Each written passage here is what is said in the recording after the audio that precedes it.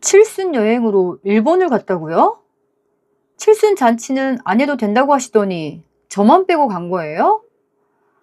저는 시아버지 병수발을 하고 있었는데 저만 빼고 일본으로 칠순 여행을 갔다는 거예요. 남편도요. 저는 저만 빼고 비행기를 탔다는 말에 어이가 없었습니다. 황당함인지 배신감인지. 저는 서서히 이혼을 준비했습니다. 이게 처음이냐고요? 아니요. 서서히 이혼할 이유들은 쌓여가고 있었죠. 친정어머니가 아프시다고 해서 간병을 간다고 했더니 친정 간다고? 갈 거면 도장 찍고 가라. 시어머니 말씀이었습니다.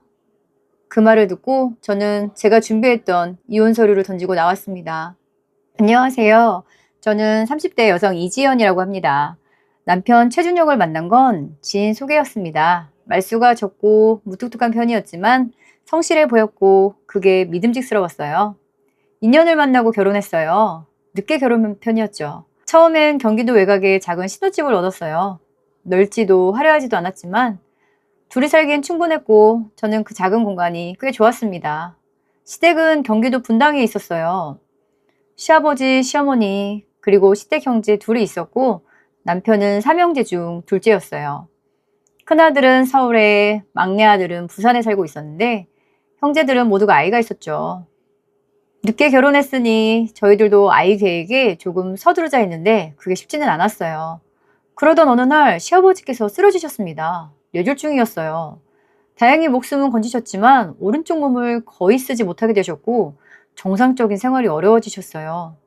퇴원하시던 날 시어머니께서 저를 조용히 부르셨어요. 시어머니께서 저와 남편을 앉혀놓고 말씀하셨죠. 지연아, 아버지가 요양원은 절대 싫다고 하시는데 우리가 모셔야 할 것 같다. 나 혼자선 힘들 것 같은데 네가 옆에 있어줘야 할 것 같은데 괜찮겠니? 부탁한다. 저는 잠깐 남편을 봤어요. 남편은 고개를 끄덕이더라고요. 저도 알겠다고 했어요. 신혼집을 정리하고 분당 시댁으로 들어갔어요. 지금 생각해보면 그게 제가 한 제일 큰 실수였던 것 같아요. 아무 생각도 없이 병수발을 선택한 거니까요. 합가를 하고 나서 처음 몇 달은 그래도 버틸만 하다고 생각했어요. 힘들지 않다고 하면 거짓말이지만 할 수 있을 것 같았어요. 시아버지는 뇌졸중 후유증으로 오른쪽을 잘 못 쓰셨지만 정신만큼은 또렷하셨어요. 치매가 아니라는 게 한편으론 다행이었는데 또 한편으론 그게 더 마음이 어렵기도 했어요. 아버지께서 얼마나 불편하신지 얼마나 민폐를 끼치고 있다고 느끼시는지를 고스란히 아시고 느끼셨거든요.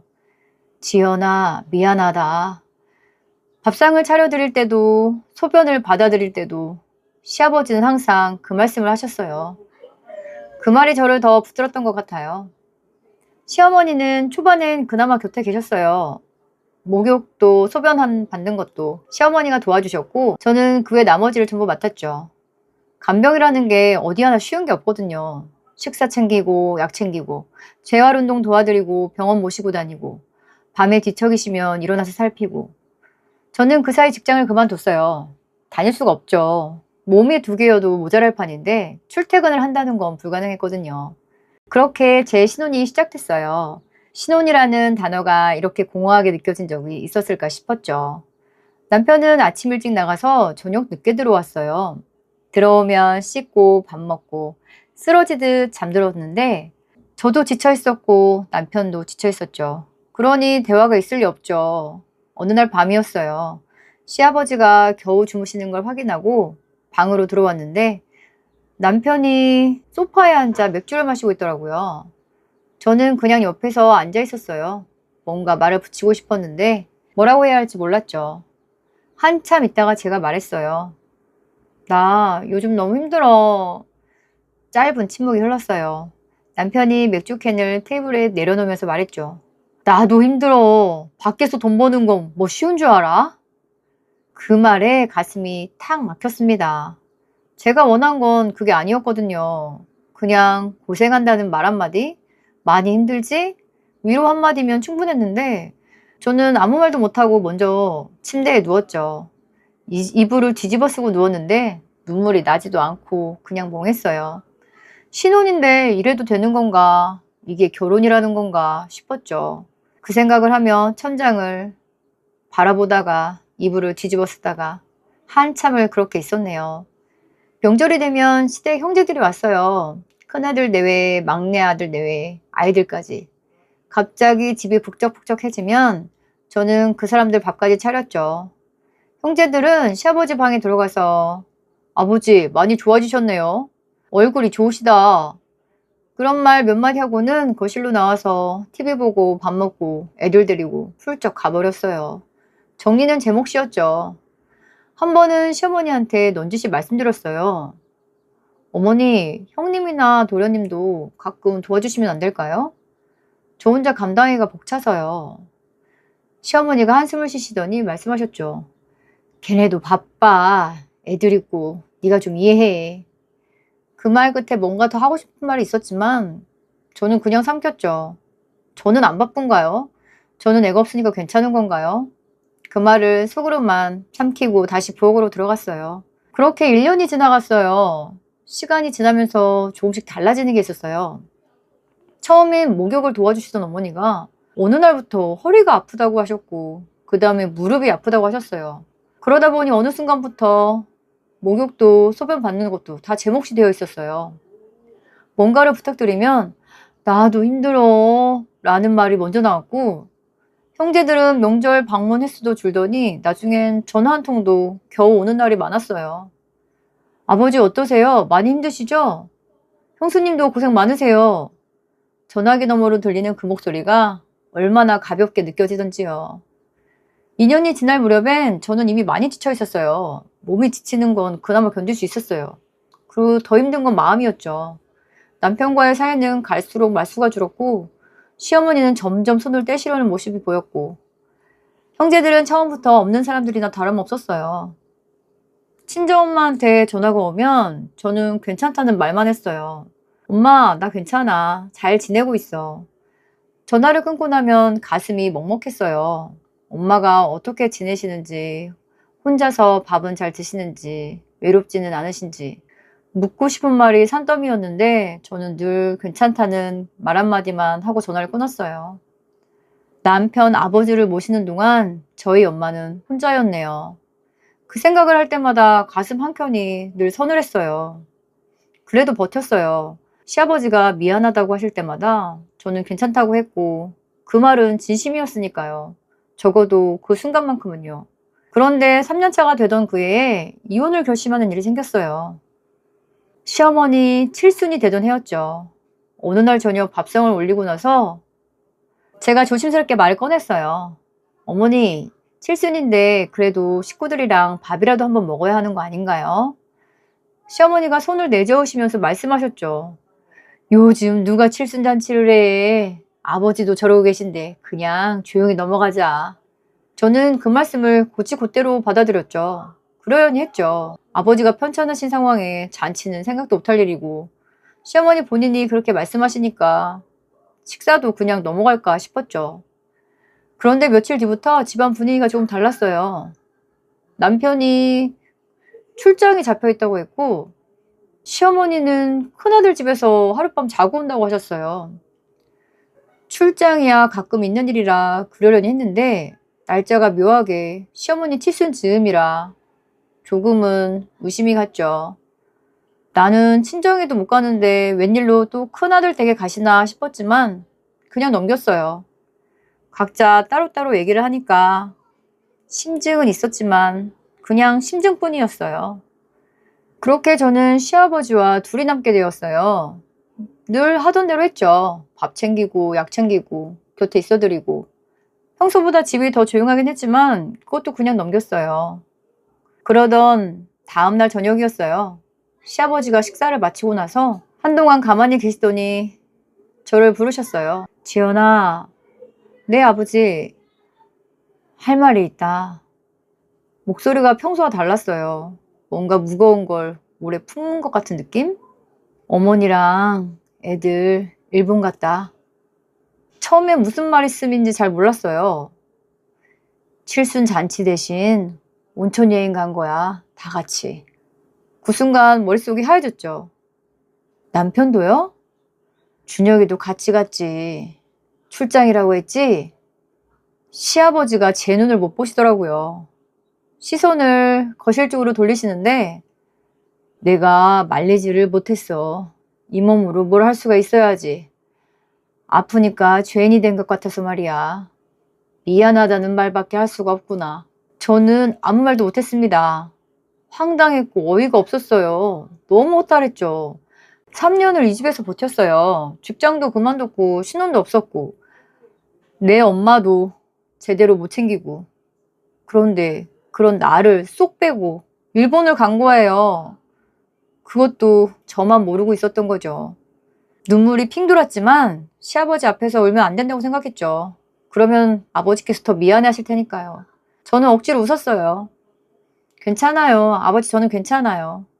그렇게 말하고 부엌으로 들어가서 수돗물을 틀어놓고 한참을 서 있었어요. 그 소리에 묻혀서 조용히 울었죠. 엄마 생각이 너무 나더라고요.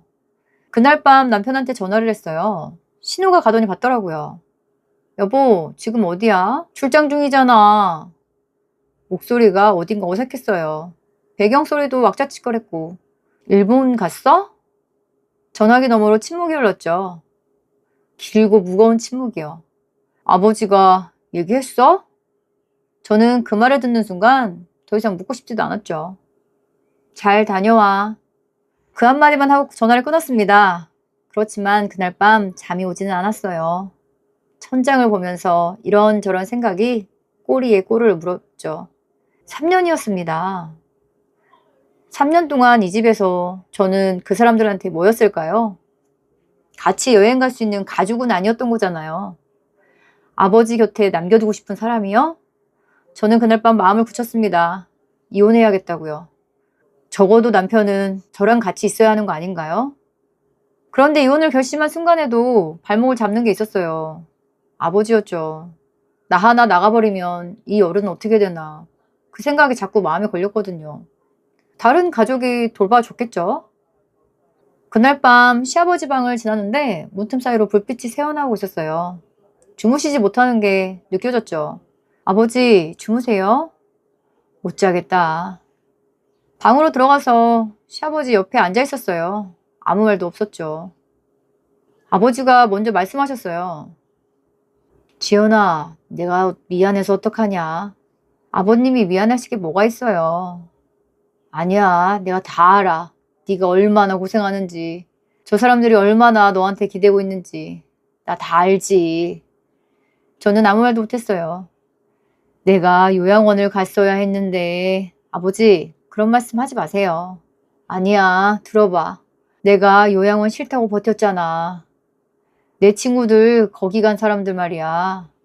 다 금방 가더라고. 그러니까 다들 거기 죽으러 간다고 그러잖아. 그래서 나는 거기만은 가기 싫었어. 근데 그게 결국 너를 이렇게 고생시킨 거다. 아버지 목소리가 떨렸어요. 온 가족이 다 편하자고 하면 요양원을 갔어야 하는데 나 하나 살겠다고 버티다가 네 신혼을 내가 망쳤다. 고맙고 미안하고 그 말밖에 할 말이 없구나. 아버님 그런 말씀 안 하셔도 돼요. 저는 괜찮아요. 괜찮긴 뭐가 괜찮아. 내가 다 알지. 네가 얼마나 고생하는지 내가 알지. 누가 알겠니. 시집 오자마자 이 집에서 3년을 버텼잖아. 고맙고 미안하다. 그 말밖에 못하겠어. 내가 언제 갈지도 모르는데 살아있을 때 뭔가 해주고 싶다. 생각해 둔 게 있는데 조금만 이따가 얘기하자. 저는 그날 밤 아무 말도 못하고 방으로 돌아왔어요. 아버지 말씀이 머릿속에서 떠나질 않았죠. 그래도 이 어른만큼은 내 수고를 알고 계시기에 위로가 됐어요. 몇 년 안 되지만 내가 얼마나 힘들었는지를 누군가 알아준다는 게 고마웠죠. 며칠 뒤 남편이 돌아왔어요. 현관문을 열고 들어오면서 나왔어 하더라고요. 저는 부엌에서 설거지를 하고 있었고 남편이 다가와서 말을 하는데 아버지한테 들었지? 미안해. 아버지 옆에 있어야 하는 거 아니야? 적어도 당신은 내 옆에 있었어야지. 자식이 셋이나 되는데 왜 나 혼자 여기 있어야 해? 남편 표정이 굳더라고요. 어머니 칠순이잖아. 한 번뿐인 거잖아. 가족인데 어떻게 빠져. 그 말에 저도 모르게 웃음이 나왔어요. 그럼 나는 가족 아니야? 나는 여기 혼자 있어도 되는 거야? 왜 말도 안 해준 거야, 근데? 남편이 시선을 피하더라고요. 당신은 여기 있어줘야 하니까. 그래, 나는 항상 여기 있어야 하는 사람이지. 가족여행은 없어도 되고 아버지 옆에 있어서 수발들어야 되는 사람이잖아. 나는 그런 사람이잖아, 이 집에서. 저는 더 이상 말하고 싶지 않았어요. 앞치마를 벗어서 식탁에 던지고 방으로 들어갔죠. 그냥 이 결혼이 뭔가 싶었어요. 그날 밤 저는 마음을 굳혔어요. 이혼해야겠다고. 더 이상은 안 되겠다고. 며칠이 지났어요. 아버님 재활 운동을 마치고 휠체어를 밀면서 집으로 돌아오는 길이었어요. 날씨가 제법 쌀쌀했는데 아버님이 갑자기 말씀하셨죠. 지연아, 은행 좀 들렀다 가자. 지금요? 가까우니까. 무슨 일인지 여쭤보지 않고 방향을 돌려서 은행으로 갔어요. 창구 앞에 앉으시더니 아버님이 꺼내신 말은 집을 담보로 대출을 받겠다는 거였어요. 상담 직원이 이것저것 설명을 드리는데 아버님은 조용히 다 들으시더니 얼마나 나오나? 물으셨죠. 분당집이었어요. 오래전에 사셨는데 그 사이 집값이 많이 올라서 시세가 30억 조금 넘는 것 같거든요. 대출 한도가 넉넉하게 나왔어요. 아버지는 직원한테 필요한 서류를 물어보시고 메모를 하셨죠. 왼손으로 꾹꾹 눌러 쓰시는데 그걸 옆에서 보는 내내 가슴이 먹먹했어요. 제가 다시 받아 적었죠. 그리고 집으로 돌아오는 길에 여쭤봤어요. 아버님, 대출은 왜 받으시는 거예요? 아버님께서 깜짝 놀랄 말씀하셨습니다. 너 줄 거야. 저요? 네가 고생한 거 내가 다 알잖아. 유언으로 남기면 저 애들이 소송 걸어서 다 뺏어갈 건데 그러면 네가 마음이 더 힘들어지지 않겠어? 내가 살아있을 때 줘야 확실한 거지. 저는 아무 말도 못했습니다. 눈물이 나올 것 같았어요. 증여세 내고 나면 얼마 안 된다. 그래도 네가 받아야 해. 3년을 고생했는데 빈손으로 나가면 내가 못 살아. 깜짝 놀랐습니다. 빈손으로 나가면이라는 말씀을 하셨거든요. 아버지는 제가 말씀드리지도 않았는데 이미 알고 계셨던 거예요. 제가 이 집을 나갈 거라는 걸요. 저는 고개를 숙이고 아무 말도 못했어요. 지연아, 네, 고맙다 진짜로. 그 말 한마디에 눈물이 날 것 같아서 고개를 또 들지 못했죠. 휠체어를 미는 손에 힘을 꽉 주고 걸었어요. 그리고 이렇게 봤는데 시아버지를 모른 척 할 수는 없겠다 싶었죠. 그럼 제가 정말 나쁜 사람이잖아요. 몇 년이 됐건 아버님은 나한테 이렇게 해주시는데 끝까지 모실 거라고 다짐했어요. 이혼은 그 후의 일이었죠. 또 그렇게 할 거라고 말씀도 드렸습니다. 아버님 마음 편하시라고요. 그렇게 아버님과 저는 몇 달에 걸쳐 조용히 진행했어요. 다른 가족들 모르게요. 서류를 떼고 은행을 가고 담당자를 만나고 몸이 불편하시니 이동이 쉽진 않았지만 그래도 아버님께서는 한 번도 힘들다는 말씀은 안 하셨어요. 오히려 제가 힘들까봐 괜찮냐 물으셨죠. 그 말이 더 마음이 아팠습니다. 그 몇 달 동안 형제들은 어땠냐고요? 여전했죠. 큰아들은 전화 한 통씩, 막내는 그것도 뜸했어요. 서울에 사는 큰형님은 가끔 오셨는데 밥만 드시고 금방 가셨어요.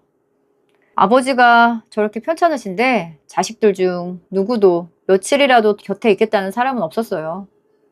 증여세를 내고 나니 제 손에 남은 돈이 15억이었어요. 아버지가 모아두신 돈과 대출을 합쳐서 만들어주신 거였어요. 부모님이 말씀하셨죠. 이제 됐다. 네가 어디를 가든 굶지는 않겠네. 저는 그 말을 듣고 고개를 돌렸어요. 아버님 앞에서 우는 게 싫어서요. 울지 마라. 네가 울면 나도 운다. 아버님 정말 고맙습니다. 제 수고를 알아주셔서요. 그런데 너무 많아요, 아버님. 괜찮다. 지금까지 네가 한 고생에 비하면. 봤잖아, 너도. 아들들도 코빼기도 안 비치는데 너는 내 소변까지 다 받아내지 않냐. 그래도 아버님께서는 나의 수고를 알아주시는구나. 너무 감사했지요. 그로부터 몇 달이 지나고 아버님이 많이 안 좋아지셨어요. 병원을 오가는 날이 늘었고 말씀도 줄었죠. 그 끝에 어느 겨울 아침에 아버님은 돌아가셨습니다. 조용히 주무시듯이 가셨어요. 저는 그날 아침 아버님 방에 들어갔다가 한동안 그 자리에 서 있었죠. 울어야 하는데 어떻게 울어야 할지를 몰랐습니다. 아버님이 돌아가시고 장례를 치렀죠. 형제들이 다 모였어요. 오랜만에 다 같이 모인 자리였는데 분위기가 묘했습니다. 슬픔보다는 뭔가 다른 게 공기 중에 떠도는 것 같았어요. 장례가 끝나고 얼마 지나지 않아서 시어머니가 말씀을 꺼내셨어요. 아버지 유산 정리를 해야 될 것 같은데. 집 한 채가 전부였는데 알고 보니 집에 대출이 걸려 있었던 거예요. 형제들이 술렁거렸죠. 대출이 왜 있어? 아버지가 대출을 언제 받으셨지? 아무도 몰랐으니까요. 저랑 아버님이 진행한 거니까요. 시어머니가 저를 보셨어요. 지연아, 혹시 아는 거 있어? 저는 조용히 말씀드렸어요. 저한테 증여하셨어요. 순간 거실이 조용해졌습니다. 아주버님이 먼저 말씀하셨어요. 증여요? 얼마나요? 증여세 내고 15억이요? 그 다음에 터져나온 말들은 차마 다 옮기기가 어렵네요. 아주버님 목소리가 높아졌어요. 아들이 셋이나 있는데 그걸 왜 며느리한테 줘? 아버지를 어떻게 꼬신 거야 대체? 막내도 가만히 있지 않았어요. 형수가 옆에 있으니까 아버지 판단력이 흐려진 거 아니야? 말도 안 돼. 아빠 치매 있었던 거야? 자식들 놔두고 어떻게 며느리한테 줘? 저는 그 말을 듣고 있었죠. 꼬셨다는 말이 귀에 박혔어요. 3년을 밥 챙기고 약 챙기고 병원 모시고 다니고 밤에 뒤척이면서 일어나서 살폈는데 이게 꼬신 거였나요? 저는 조용히 말했죠. 확인하고 싶으시면 변호사 사무실 가세요. 공증 다 받아뒀어요. 공증까지 받았어요?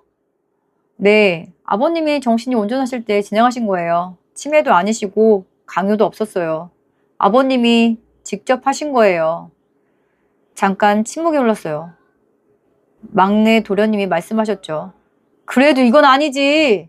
소송할 수 있어요, 형수. 하세요.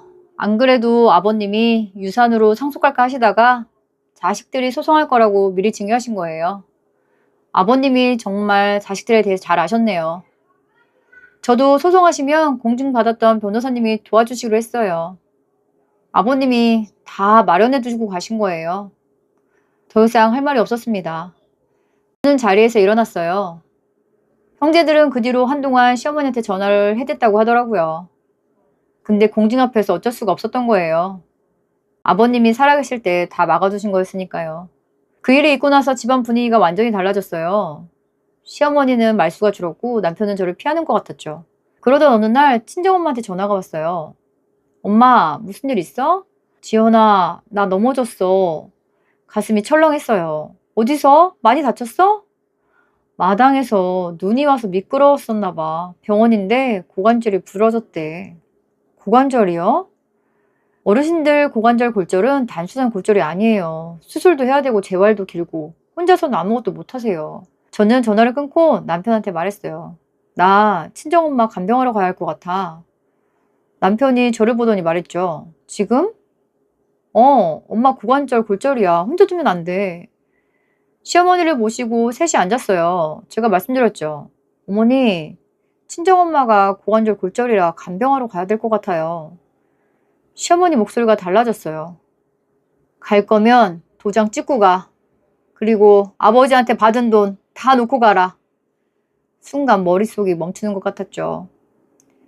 친정엄마 간병하러 간다는데 도장을 찍고 가라는 거였어요. 이혼하고 나가라는 말이었죠. 협박으로 하신 말씀인 거 알아요. 설마 진짜 찍겠냐 싶으셨겠죠? 근데 저는 오히려 반가웠어요. 어차피 하려고 했던 거였거든요. 남편을 봤더니 그 돈 원래 우리 아버지가 준 거잖아. 그거 네 돈 아니잖아. 네 돈이 아니라니요.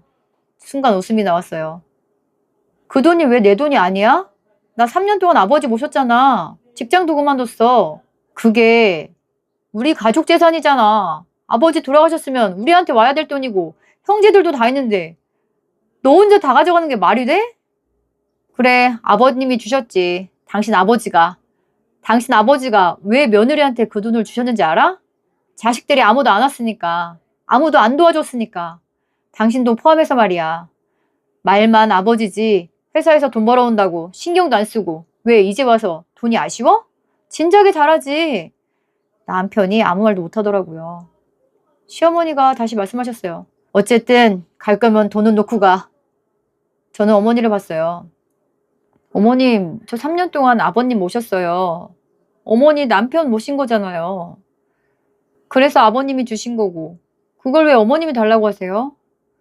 그리고 내 엄마 모시러 가는 게 잘못이에요? 도장 찍을 일이냐고요. 그리고 내가 네 아버지도 모셨는데 내 엄마는 모시면 안 돼? 남편이 소리를 높였어요. 그러니까 돈 받았잖아. 저는 남편을 똑바로 봤죠. 나도 3년 동안 힘들었어. 밖에서 돈 벌면서 나도 버틴 거잖아. 근데 15억이면 너무 과분한 거 아니야? 솔직히 말하면 저도 그 생각을 안 한 건 아니에요. 아버님께서 그렇게 주신다고 하셨을 때 이게 너무 큰 거 아닌가 싶었어요. 그래서 처음엔 거절했던 거고 받고 나서는 끝까지 아버님 모시려고 했었던 거죠. 안타깝게 일찍 돌아가셨지만 그건 제가 어쩔 수 없는 일이니까요. 근데 그 말을 남편 입에서 들으니 또 다르더라고요. 3년 동안 단 한 번도 옆에서 고생한다 안아준 적 없던 사람이, 직장 그만두던 날 미안하다는 말 한마디 없던 사람이 이제 와서 돈 내놓으라 난리네요. 나만 빼고 몰래 일본 여행 갔다 온 가족들이 할 말은 아닌 것 같았어요. 남편도 제가 남이라고 생각하니까 제가 증여받았다고 했을 때 기쁘지 않았던 거겠죠? 같은 편이다 생각하면 좋아해야 될 일 아닌가요? 3명의 아들 중에 저희한테만 주신 거잖아요. 그래, 과분한 거 아는데 이미 다 끝났어. 그리고 이혼은 하겠다는 거네. 돈만 놓고 가고. 도장 찍을게요. 근데 돈은 안 놓고 가요. 그건 아버님이 저한테 주신 거예요. 이혼 서류는 미리 준비해뒀어요. 너만 찍으면 돼. 사실 저 빼고 몰래 온 가족이 칠순여행 간 날 진작에 마음먹었죠. 현관을 나서며 신발을 신는데 어머니가 한 말씀 하셨습니다. 너 후회한다. 저는 뒤도 돌아보지 않았습니다. 나중에 들었는데 그 겨울에 시어머니도 빙판에 넘어지셨대요. 어머니도 고관절이 부러지셔서 결국 요양원에 가셨다고 하셨습니다. 아버님이 그렇게 가기 싫어했던 요양원을 어머니가 가신 거예요. 그 얘기를 들었을 때 저는 아무 말도 못했죠. 그냥 세상 일은 참 모른다, 그 생각만 들었어요. 아들이 셋인데 말이죠. 엄마는 작은 주택에 혼자 살고 계셨어요. 고관절 수술을 마치고 병원에서 퇴원하셨는데 혼자서는 화장실도 못 가는 상태였어요. 제가 짐을 풀고 엄마 방에 들어갔는데 엄마가 저를 보시더니 말씀하셨죠. 지연아, 왜 왔어? 시댁은? 엄마, 나 이혼했어. 이제 엄마랑 살 거야. 엄마가 한동안 저를 보시더니 아무 말씀도 안 하셨어요. 그냥 제 손을 꼭 잡아주셨죠. 엄마 곁에서 지내면서 저는 자꾸 이런 생각이 들었어요. 내가 왜 이제 왔을까? 엄마는 일찍 부모님을 여의셨어요. 가난하게 자라셨고 사랑받는 게 뭔지 잘 모르고 크셨대요. 그래서 저는 언젠가 꼭 엄마를 모시고 살겠다고 했었어요. 엄마가 못 받은 사랑을 제가 드리고 싶었거든요. 엄마의 남은 삶을 따뜻하게 해주고 싶었어요. 근데 저는 3년을 시아버지 곁에 있었죠. 엄마는 그 3년 동안 혼자였고요. 전화할 때마다 괜찮다고만 했는데 괜찮지 않으셨던 거 저도 알았어요. 그냥 딸 걱정할까봐 괜찮다고 하신 거잖아요. 어리석은 딸이었죠, 저는. 남의 엄마 모신다고 내 엄마를 나 몰라 했으니까요. 그게 맞는 일이었는지는 지금도 잘 모르겠어요. 시아버지가 불쌍하셨던 건 사실이고 모셔야겠다고 생각하는 것도 진심이었는데 그 선택이 엄마한테는 미안한 일이 됐으니까요. 간병은 함부로 나서면 안 된다는 걸 그때 알았죠. 근데 엄마잖아요. 엄마는 모셔야죠. 후회는 남기고 싶지 않았어요. 지금 엄마는 재활을 마치고 지팡이를 짚고 걸으세요. 아직 멀리는 못 가시지만 집 앞 슈퍼는 혼자 다녀오세요. 그게 얼마나 대단한 일인지 옆에서 보면 알거든요. 저는 요즘 엄마랑 아침마다 같이 밥을 먹어요. 별거 아닌 것 같아도 그게 저한테는 제일 좋은 시간이에요. 엄마가 좋아하시는 된장찌개 끓여드리면 우리 지연이가 끓인 찌개가 제일 맛있다 고 말씀하셨죠. 아버님이 주신 10억은 함부로 쓰지 않으려고요. 엄마랑 작은 집 하나 마련하고 나머지는 차곡차곡 모아둘 생각이에요. 그 돈이 생긴 게 기쁘다기보다는 아버님께서 그렇게까지 하셨다는 게 자꾸 마음에 걸려요. 요양원 가기 싫다고 버티셨던 분이, 아픈 몸으로 휠체어 타고 은행을 오가셨던 분이, 저한테 고맙다고 하셨던 분이 그 마음이 고스란히 담긴 돈이잖아요. 잘 써야죠. 그래야 아버님한테 미안하지 않을 것 같았어요.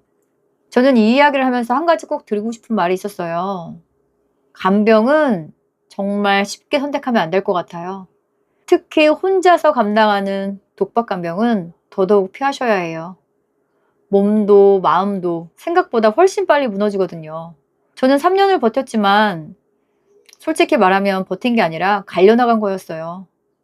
하게 될 일이 생긴다면 여럿이 꼭 함께 해야 해요.